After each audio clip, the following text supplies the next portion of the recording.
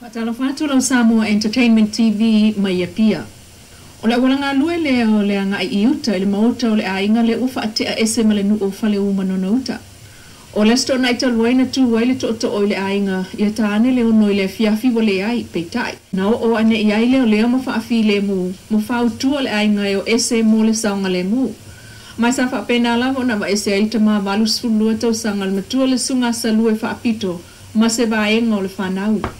Ai se vaenga leo le mauta o le ainga, lea ua iei a fianga I tonu mafafo mai. E ui ina ele imanuia se tau muwhainga I susunu tu lau le whale oloa I le pō lea salulu, lea na whaate ia iltina ia tala lei whaapito malona to olua I le whaale tonu na tupu, pei ona ia whaamatala. Lea na sa waina na po, ta tono le po ato, se sa no mai lea tono men tupu na po. I whaatai lea malawa noa. Ia anga po kaha I pole valu. Ai kau mua kule leo anga po. Kau mua kule leo anga po, whai mai. Ua laku le vili aku ia makai.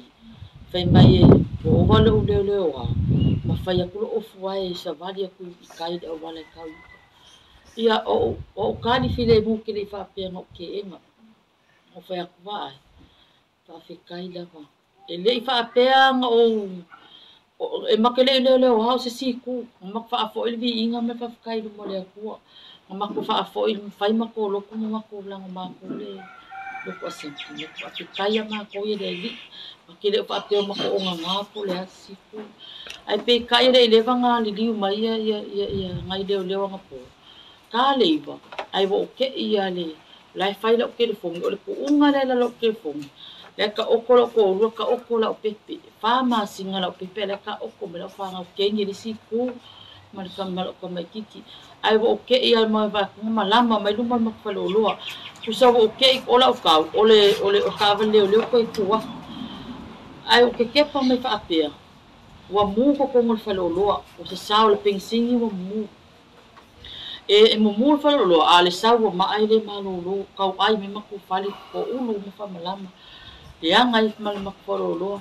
nga kaimi o ka se umi nga fa sau mai le iva sau le se fulu sau le sukas ke inga umalonga vili lo le aku lo le fa mai lo ka le maka penga makio mai ai ke inga o kankulo vili e fele mo lo kuangi pe venga oso se ka vali pa ko mai ma ko ia maka penga lo mako me nga pola mako mai ai ko sau solo mai le ma lo mako ka mo e fala le sia inga la via is o fanga o kiki ala be vea sau ala ia o kwa I o ke kwa o le sei lo langa le ko pa le fodi ko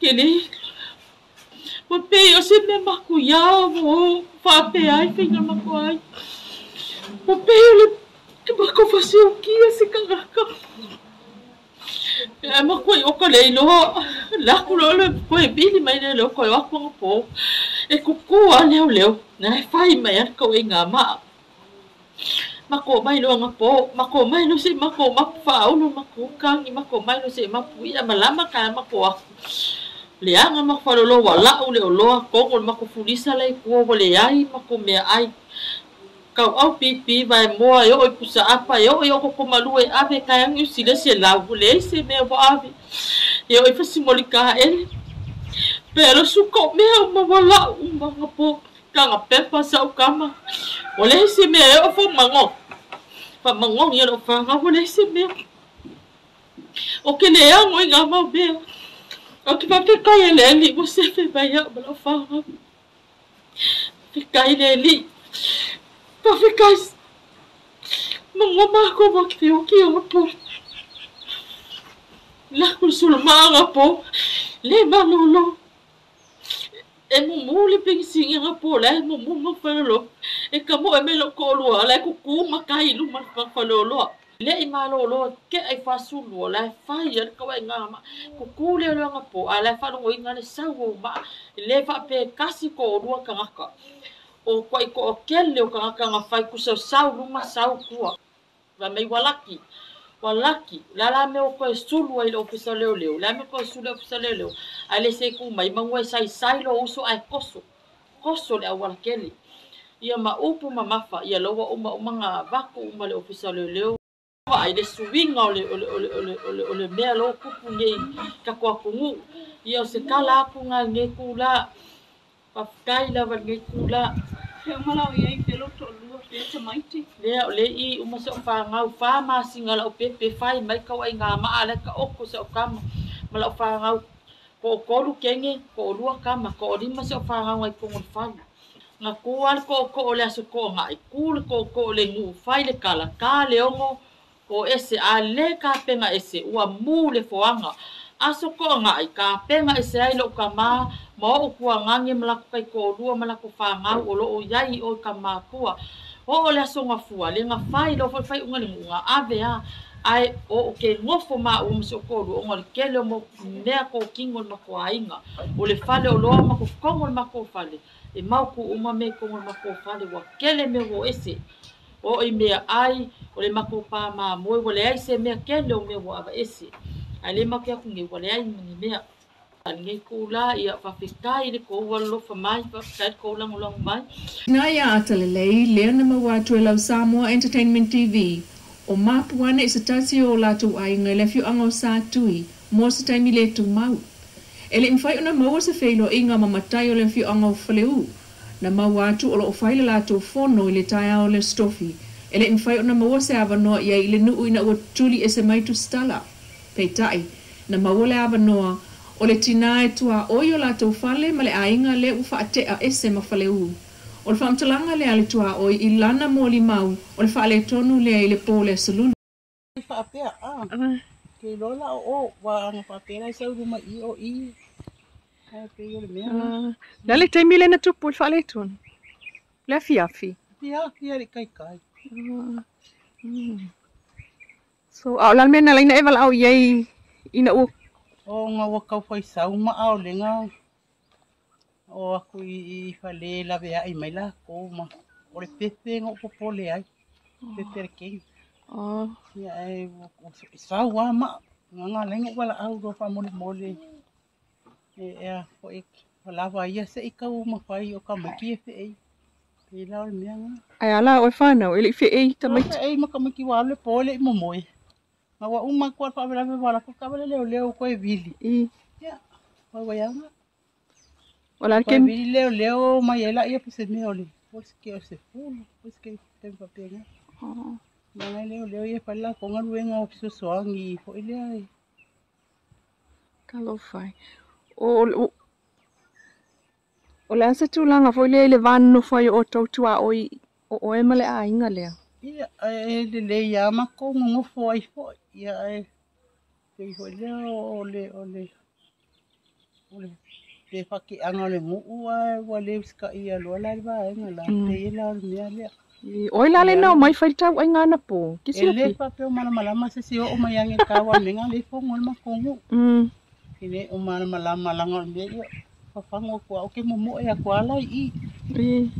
Ele ia lama se singa wa o kala koe ngai leo wa piu peo ai mamori ele I maua ma se. So le tūlai o lai a whaina o mauta a. Ai le ia whaina tō whale. Le ai. Pe o maa pe lele mai ko le lunga pe a pā lunga pe fiki mai.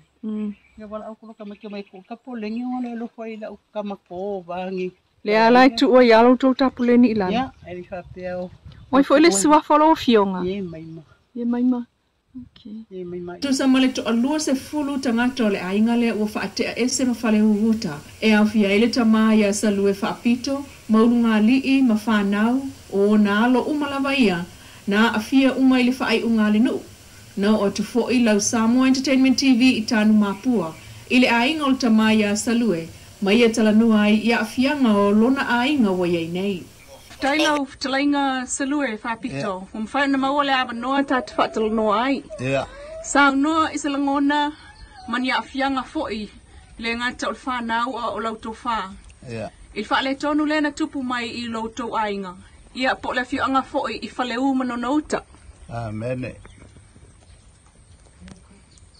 Ia whaftai le lofa baleanga leo le tua. Mo sa wanoa mwhenu tau tala ai. Ia tātou tatalongoanga whaingo fia mea uma leanga le leo le tua.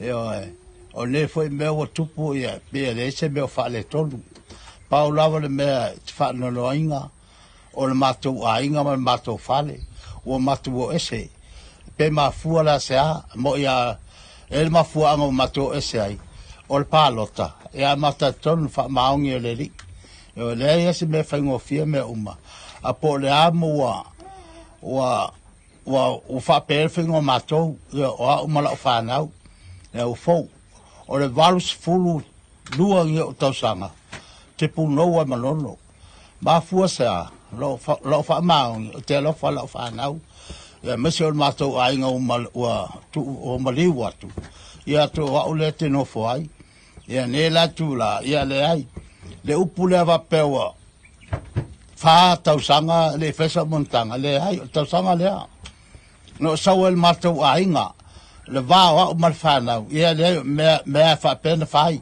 mo me ma tu ma fanau ia o lo o to fo ia estemi to o te sa fo te sia sil matou ainga ia to fo ia fa matou ainga I manolo ia mo wal to lu ia o te I o tupu le mea ma fu mai la ma fu mal palota ia o no fo la o fa no talo fai mo le anga I luma o mal fanau ele feia se batou lot ia tu la fi ngalo nu ele pawal me ya te au fa mo le tua o le tua ba manatu le ma fo fonga ya tina e si fa na ma to ia o matua ia la fa na ia fa tai langa le o le ia no fa pela ia fa tai langa le tu la ia le o te no fo lo wainga si bato ta fa fo te lo sa se no fo mau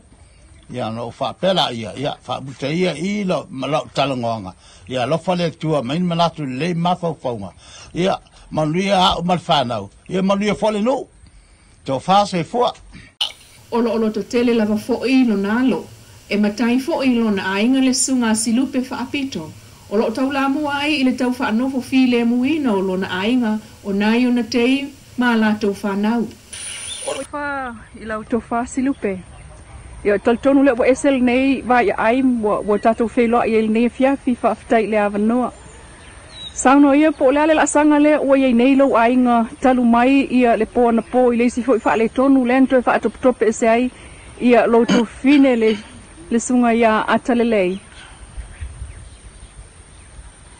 Taftai mura manua or kulanga le wa ia o la sa idinga o la maka upu o su sa o kula fongo o nga sa manga ku nga keu I le va fe lo I maka upu sa manga ku e mongi le fi ngaro lo ngu fai mai se ai o le sangwanga fo ia ale a kawa nga pa usu ngole ofisale le fale oro fa pe mai wa le fa ka ngu inga le upu le wa mu fuanga ai pe kai o le fa ka ngu o fa ka ngu ilunga le la ko pule wa mu fuanga e o kele popole sa mo kele popole me ko kingo o me ko mo ai o ke fa fika ya le akua o ngai le wa fainga ya le ko finge ma fanga ilanga longa la kama pepe mangisi ila ko o le ala samoa o le la usa I wo kapenga la uroia o usa ngi kembali o ke alu ma ke fero ai malo ngu onga o le fikawi ma le kalfenga I de me wala ko faia o le ngaka ya o me ko kingo a o loko ma fa o lo ainga ia po sa fa ma ka kalinga nangi na usangwanga Sofia lo ainga le wo ese mai tua o le fa ingo ma ko lo fa o le fa inga ma ko uia ma ko ainga ma ko fa le ma fa ngor kemi e ko adu sifo tanga tama tua mata mai timal toi ina ia ko lu ngari makamaiki ia fia ma sio ma ko kama makua le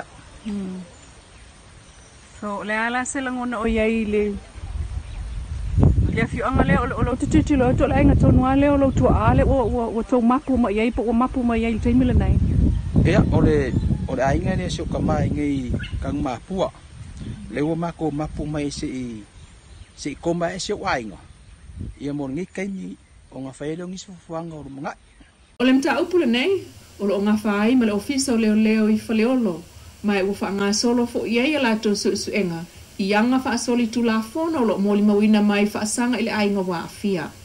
E tuliloina pea le nei tala lau Samoa Entertainment TV mai a pia.